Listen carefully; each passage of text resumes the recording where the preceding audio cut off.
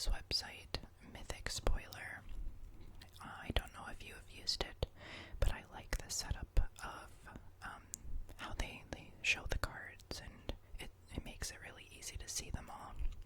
They also, you can sort it by however you want.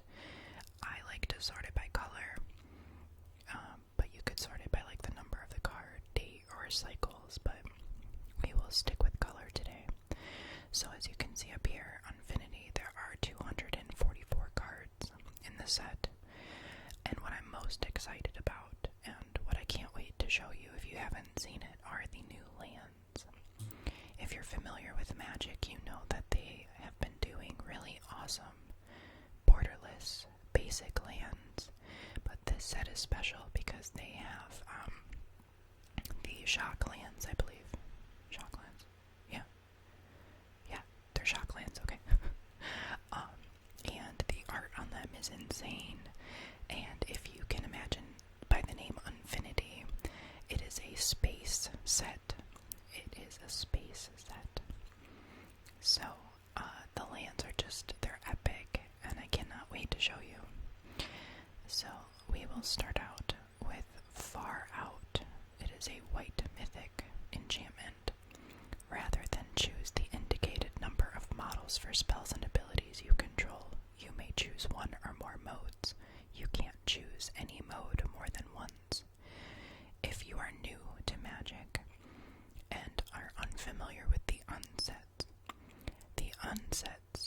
typically have crazy mechanics, really fun cards. Like the last set, you could literally play a game of Hangman while also playing Magic the Gathering, so you never quite know what is going to happen in the next unset. So I'm interested to see what new mechanics we will discover today, and what kind of silly cards they have. The art is always very cool and silly, like this little alien that's pretty cute with people in a spacesuit. So anyway, there's going to be some wild, crazy cards and maybe even flavor texts that you'll see. So that was the first card. Then we have Plate Spinning. A blue enchantment. Whenever you cast a spell, copy it, and you may choose new targets for the copy. Then balance a card from outside the game on one of your fingertips. When that card falls or touches another card, sacrifice Plate Spinning. Now that would be interesting. I'd love to see someone play that. I'm really hoping to go play pre-release, or at least one event for this set. I played in every day. For the last set, I played it every day. That there were events, and it was so much fun. So I'm hoping to be able to play this, and I'd love to see someone play this card. Here we have Photo Op, a black mythic sorcery. Before the game begins, you may post a picture of yourself posing like the art of any Magic card with #guess that Magic card in no other text. You may reveal a reply posted today with a guess and a card you own from outside the game with the same name as that guess. Put that card into your hand. Exile Photo Op. Okay, that is crazy. That's very interesting. Okay. I don't even know if I would be willing to play that card or not. Like, that is just a lot to handle. But okay, so Opening Ceremony. A red mythic sorcery. I love the art, like the little fireworks for each color. That's really creative. You can add 1 mana of each color, including colorless. You may open a sealed Magic booster pack. Until end of turn, you may cast spells from among the cards in that booster pack. Okay, now that might be my favorite card so far. I love opening packs, but like who doesn't if you love Magic, right?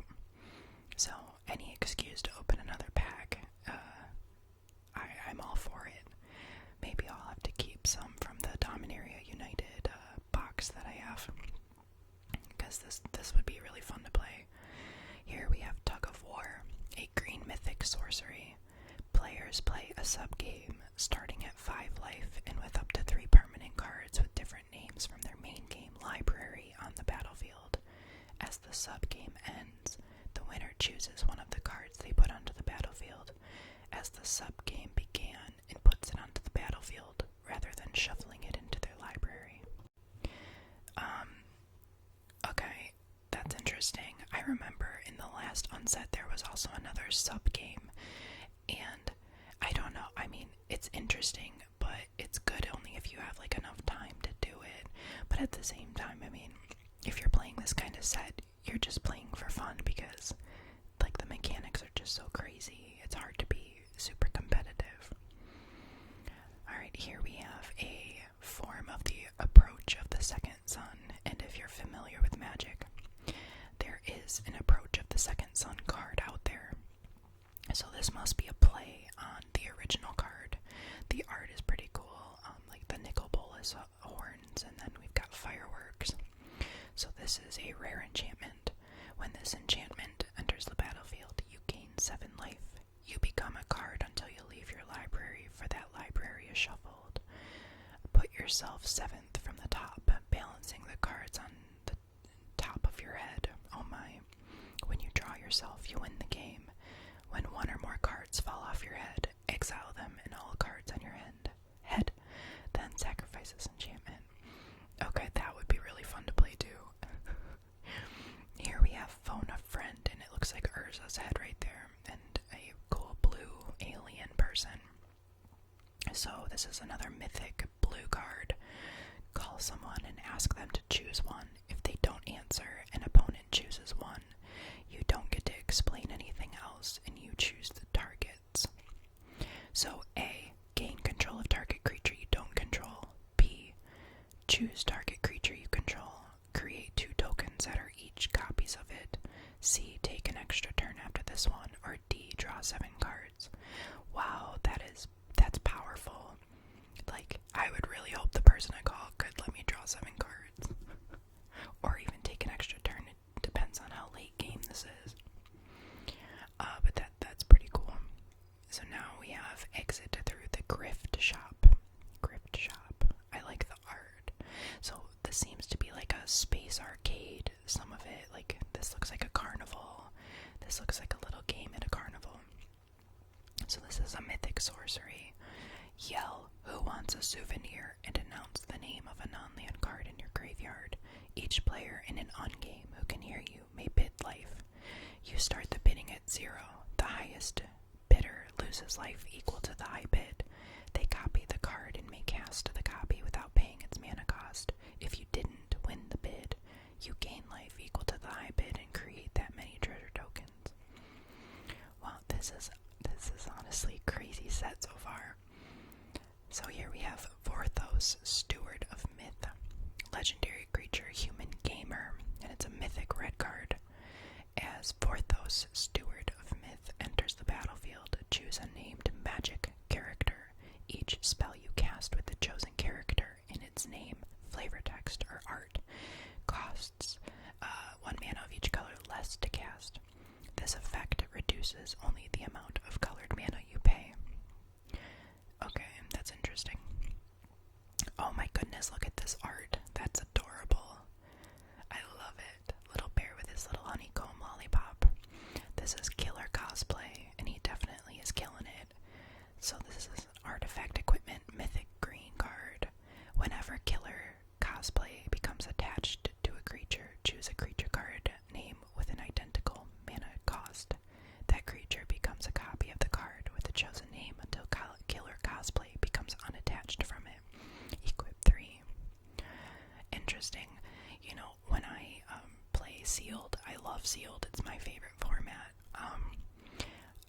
Typically, it doesn't take me long to, like, comprehend the cards, but with this set, it's like there's just so much going on. You have to reread it like 3 times to really understand what it's gonna do for you. Over here we have Katarina of Myra's Marvels. It looks like we got a bunch of kitty cats. So, as Katarina of Myra's Marvels enters the battlefield, choose a letter. Whenever you cast a spell whose name begins with the chosen letter, create a white 2/2 cat creature token with flying. And it has partners, so you can have 2 commanders if both have partner. So this is cool that you can actually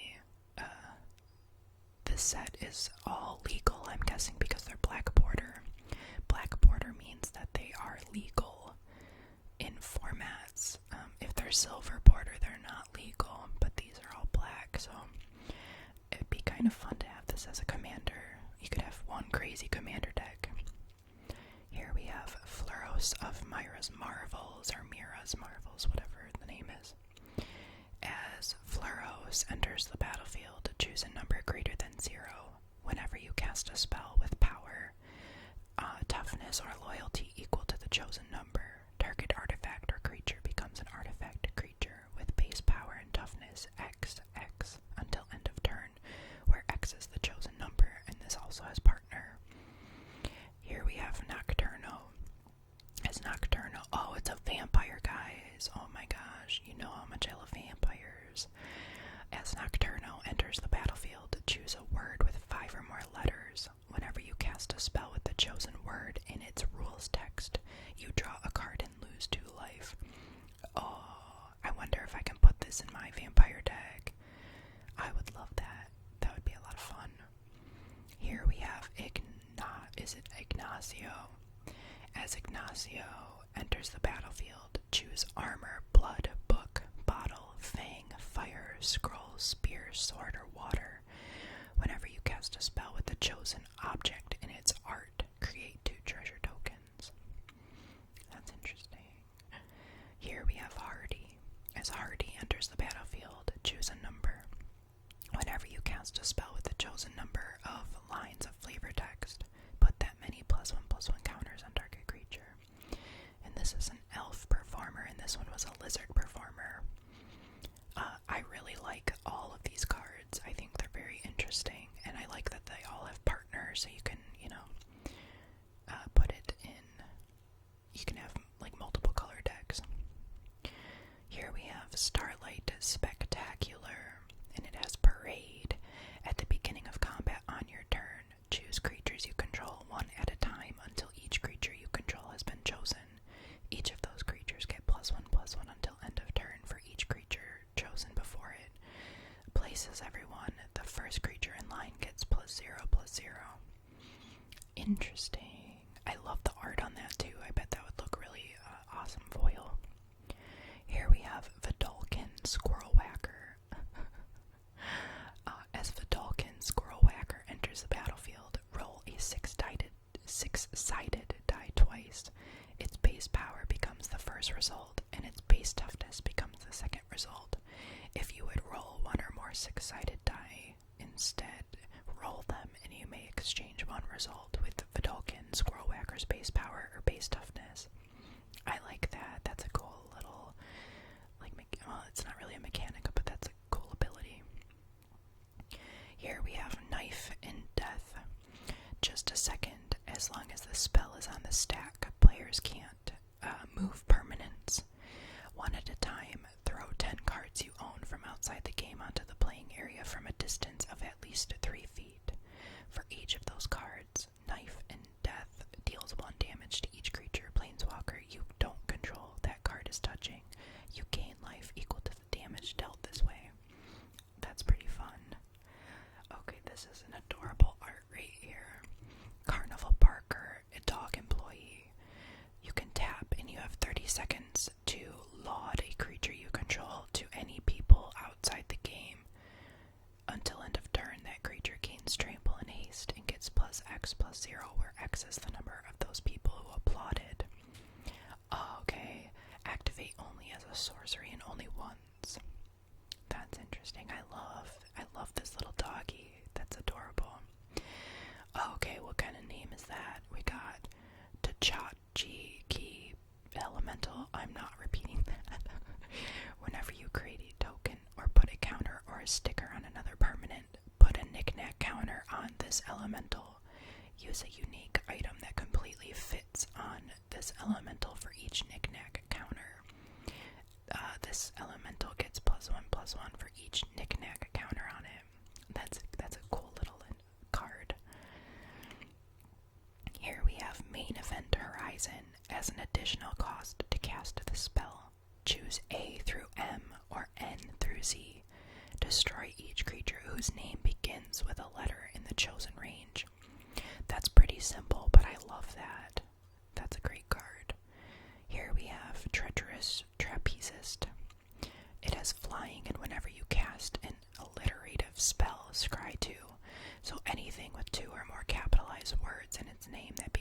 the same letter is alliterative. So this one is alliterative. Other alliterative creatures you control have flying. I love the little porcupine. That's adorable. Here we have black hole. Destroy target creature and up to X other target creatures, where X is the number of attractions you visited this turn. Don't try this at home, little goblins.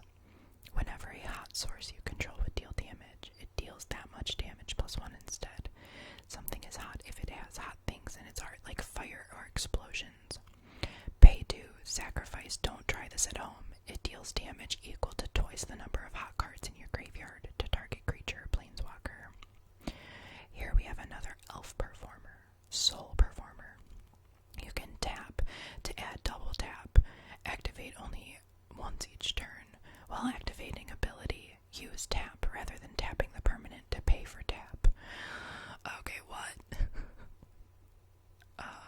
Okay, I'm not even gonna go over that. Soliflora Intergalactic Icon. Now that art is awesome. Auras and equipment you control attached to Soliflora. Intergalactic Icon affect other creatures you control as though those auras and equipment were attached to them. Counters and stickers on Soliflora affect other creatures you control as though those counters and stickers were on them. Awesome. Mobile clone. Using a mobile device, take a picture of target creature. That device enters the battlefield as a token that's a photocopy of the pictured creature. Photocopies include auras, equipment, counters, and stickers in the shot. Don't touch other people's phones without permission, and be careful if you do. Lifetime pass holder. Lifetime pass holder enters the battlefield tapped. When lifetime pass holder dies, open an attraction. Whenever you roll to visit your attractions, if you roll a 6, you may return lifetime pass holder from your graveyard to the battlefield. Goblin Crucifier Ballist. Haste. When Goblin Crucifier Ballist enters the battlefield, create a colorless artifact token named your choice of A, E, I, O, or U. Whenever Goblin Crucifier Ballist attacks, using the first letters of the names of permanents you control, spell a word you haven't spelled this game. It gets +1/+0 until end of turn for each letter in that word. Then we have Spelling Bee, Flying and Death Touch, an alien insect. Whenever Spelling Bee deals combat damage to a player, that player looks at the top card of your library and chooses a word on that card. You spell that word. If you spell it correctly, draw a card. Otherwise, scry one.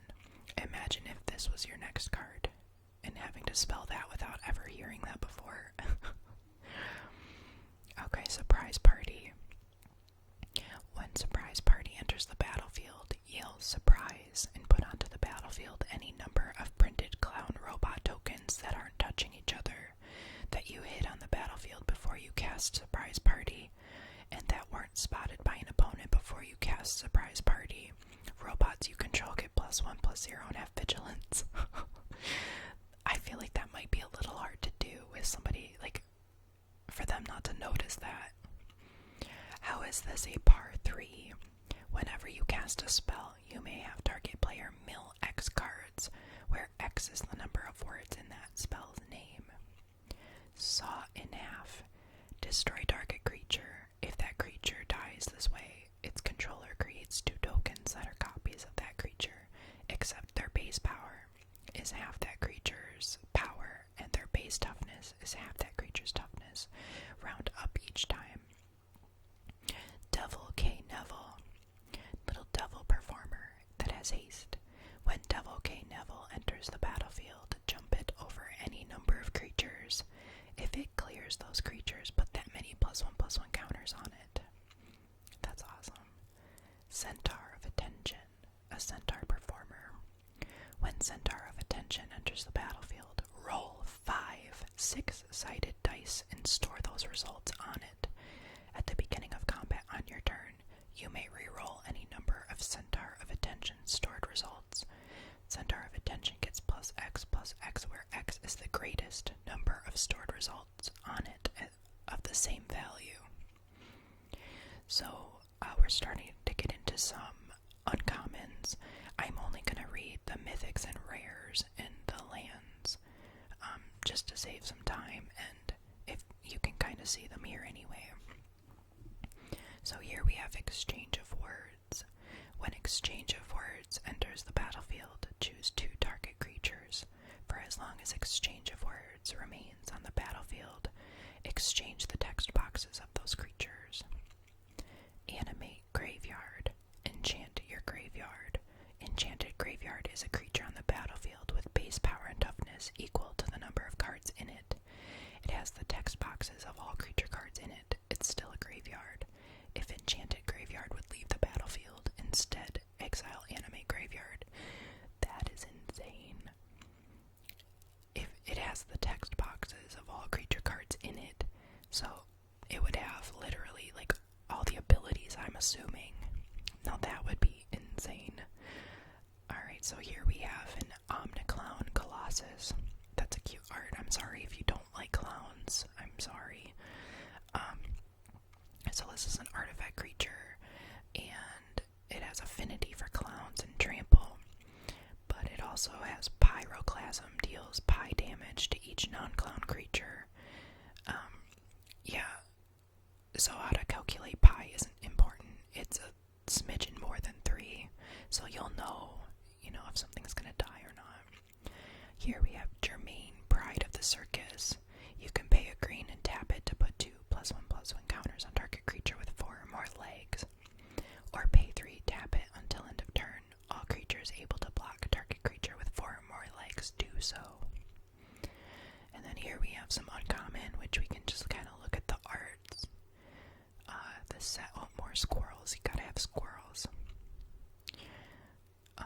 This is interesting, like Knight in Blank Armor, make a blank splash, Last Voyage of the Blank, Blank Balls of Fire, Fight the Blank Fight.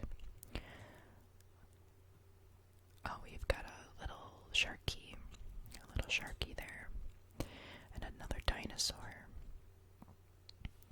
I'm sure these cards are all great. They're looking interesting. Oh, this one's cute. I like that. Another little clown. Okay, let's keep going. I'm trying not to go too fast. Little lollipop. More dinosaurs. Here are some common cards. I feel like this set's gonna be pretty interesting. It'll probably get out of hand. I like these little aliens. They're adorable. Are you looking forward to this set? And are you gonna go to any of the events? I'm really hoping to be able to play in at least one of them. We have a lot of common cards, my goodness, okay. Alright, here we go. Alright, so we have 2 Planeswalkers that are multicolored. Of course, we have to have Space Balerian, right? And Comet Stellar Pup. I'm not gonna read these, but here, we'll take a little closer look. Oh, it's got alternate art. Oh, that's adorable. Alright, let's see what Jace has, if he has an alternate art. It doesn't look like he does. That's a shame. Maybe he does, it just won't pop up. Alright, so it came from planet Glurg. It's an alien ooze. You may have it come from planet Glurg. Enter the battlefield. There's a copy of X different creatures on the battlefield. It has their total power, total toughness, combined mana costs, all text boxes, names, art, and so on. Magger of the Magic Strings. You can pay 3. Note the name of target instant or sorcery card in your graveyard and put it onto the battlefield face down. It's a 3/3 creature with, whenever this creature deals combat damage to a player, you may create a copy of that card with the noted name. You may cast the copy without paying its mana cost, and if this creature would leave the battlefield, exile it instead of putting it anywhere else. Here we have Lila, Hospitality Hostess. You may look at the top card of your library anytime. You may cast common spells from the top of your library. Guests you control control get +1/+1. Here we have Grand Marshal Maisie. You may choose not to untap Grand Marshal Maisie during your untap step. If you do, put a pause counter on it, then you lose 1 life for each pause counter on it. Whenever Maisie becomes untapped, remove all pause counters from it. Pay 2, tap it, choose an until end of turn or this turn effect. As long as Maisie remains tapped, that effect doesn't end. Myra the Magnificent. Whenever you cast an instant or sorcery spell from your hand, open an attraction. Pay X to tap. Exile target instant or sorcery card with mana value X from your graveyard, and choose an attraction you control that doesn't have a midway counter on it. Put a midway counter on it. Whenever you visit the attraction, copy the exiled card. You may cast the copy without paying its mana cost. Captain Rex Nebula. At the beginning of combat on your turn, target land permanent you control becomes a vehicle artifact until end of turn. Its base power and toughness are each equal to its mana value. It has Crew 2 and Crash Land. Whenever this vehicle deals damage, roll a 6-sided die. If the result is equal to this vehicle's mana value, it deals that much damage to any target, then sacrifice this vehicle. Claire de Lune, Joy Sculptor. When Claire de Lune, Joy Sculptor enters the battlefield, for the rest of the game, tokens you own become cards that are still tokens. They continue to exist after they leave the battlefield. Pay 3 tap. You may put a token from your graveyard or hand onto the battlefield. I love that. That is awesome. Truce, Chief Engineer. Whenever Truce, Chief Engineer enters the battlefield or another target creature dies, put a hack counter on Truce. Pay 2, tap him. Remove X hack counters from Truce. Add or subtract X from a number or number word on target spell or permanent until end of turn. This effect can't reduce a number below 1 or a number word below 1. I'm sorry if some of these are very confusing. There's a lot of text on these cards, and they do a lot of weird things. The most dangerous gamer. Death Touch. Whenever the most dangerous gamer enters the battlefield or attacks, open an attraction. Whenever you open an attraction, put a +1/+1 counter on the most dangerous gamer. Whenever you claim the prize of an attraction, destroy target permanent. Meet and Greet Sisay. Whenever you cast a spell, choose one. Flavor. Meet and Greet Sisay gets +1/+1 until end of turn for each line of flavor text that spell has. Or History. Create a treasure token if that spell doesn't share an expansion symbol with a permanent you control or a card in your graveyard. And then these ones are uncommons, so we'll just kind of skip. Oh, okay, the aliens are probably the cutest thing, honestly. They're adorable. I love that. Alright, so these must be... Oh, these are just colorless, okay. So, standard procedure. 1. Reveal standard procedure from your hand. Choose an instant or sorcery card with mana value 3 or less currently legal in the standard format. Standard procedure becomes that card until end of turn. Greatest show in the multiverse is a saga. As an additional cast, to cast this spell, exile 5 instant or sorcery cards you own with the same artist and different names from outside the game. Choose one of the exiled cards at random. You may cast it without paying its mana cost. That is insane. And you get to do that for all 3 modes. That's awesome. Clown Car. When Clown Car enters the battlefield, roll X 6-sided dice. For each odd result, create a 1/1 white clown robot artifact creature token. For each even result, put a +1/+1 counter on Clown Car. Crew 2. Souvenir T-shirt. Gear Up, sponsored by Wizards of the Coast. As Souvenir T-shirt enters the battlefield, roll 2 6-sided dice. For each magic-branded item you're wearing, roll an additional 6-sided die. Choose 2 of those results. Equipped creature gets +X+Y, where X is the first chosen result and Y is the second. Blue Ribbon. When Blue Ribbon enters the battlefield, ask a person outside the game which creature you control is most deserving of a blue ribbon. Attack attach blue ribbon to that creature. Equipped creature has best in show. Whenever another creature becomes the target of a spell or ability you control, you may copy that spell or ability. If you do, the copy targets this creature. We have Celebra 8000. At the beginning of combat on your turn, roll 2 6-sided dice. For each result of 1, Celebrate 1000 gets +1/+1 until end of turn. For each other result, it gains the indicated ability until end of turn. If you roll doubles, it also gains double strike until end of turn. So it can get all of these. I'm not going to read some of these. I'll read this one. As Water Gun Balloon Game enters the battlefield, each player puts a pop counter on 0. Whenever a player casts a spell, move that player's pop counter up 1. Whenever a player's pop counter hits 5, that player creates a 5/5 pink giant teddy bear creature token that resets all pop counters to 0. That's kind of fun. Alright, so then we have some uncommons and commons. So these are the attractions. I'm not going to read through them, but we will kind of slow roll through them so you can see how pretty they are. I'm not sure how these are going to work. I haven't really looked into it, but it looks like they've got all these kind of rides or attractions you'd find at a carnival, which I think is pretty cool. So the art on these is just spectacular.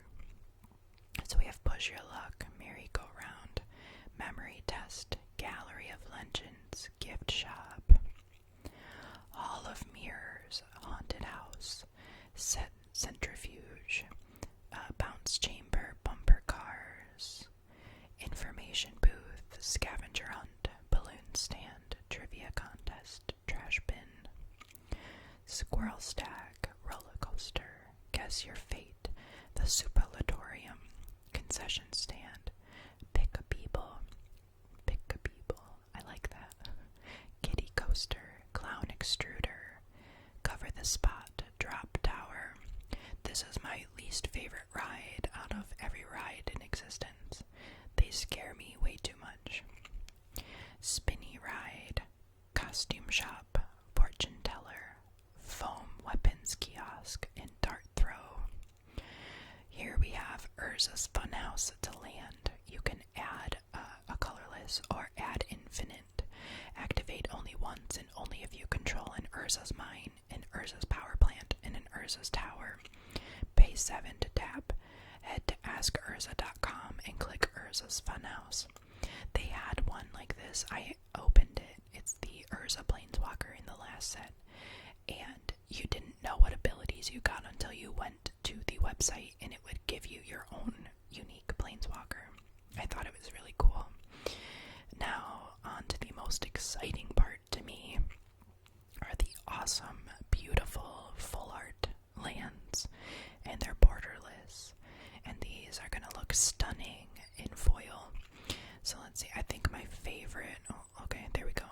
My favorite one, I think, is actually this forest and this island. I think those two look the best. I also like this plains. These kind of look like blueberries to me. But, no, these are just, they're beautiful. I don't know if I like these more than the last ones, though. These are definitely unique and give off space vibes for sure. But that's alright. Okay, I'm not sure what this is. We'll just skip past this part. Where are the... Okay, so these are showcase frames, so you have the potential to open these as well. The alternate arts. I like this vampire one, that's cute. These kind of give off like cartoon Halloween vibes, to me at least. I love the aliens, that got even cuter. The art on these are awesome, I like the cartoony kind of vibe. Oh, the elephant's cute, and the little goblins. Oh, the spider's creepy. I don't like spiders. Oh, okay, so Jace does get an alternate art. Kind of reminds Buzz Lightyear a little bit. And then here are the other lands that you can get, I believe. I don't think you just have to buy like a collector booster. I think you can open these, but don't take my word on it. I haven't looked into this a whole lot. So we have Hallowed Fountain, Watery Grave, Blood Crypt, Stomping Ground, Temple Garden, Godless Shrine, Steam Fence, Overgrown Tomb, Sacred Foundry, Breeding Pool, and this big top. That's kind of interesting, but the art is so great on these. I love Godless Shrine and Temple Garden. And Watery Grave. I think those three are my favorite. And then Breeding Pool. I would probably like Breeding Pool a little better if it didn't have these creepy eyeballs. But yeah, anyway, there's a lot of cool things that you can open. I don't know if they're going to do a land in every pack like they have in the past. I hope that they do these in every pack. That would be amazing. But anyway, if you liked this video, please like and subscribe. I will be doing, like I said earlier, a box opening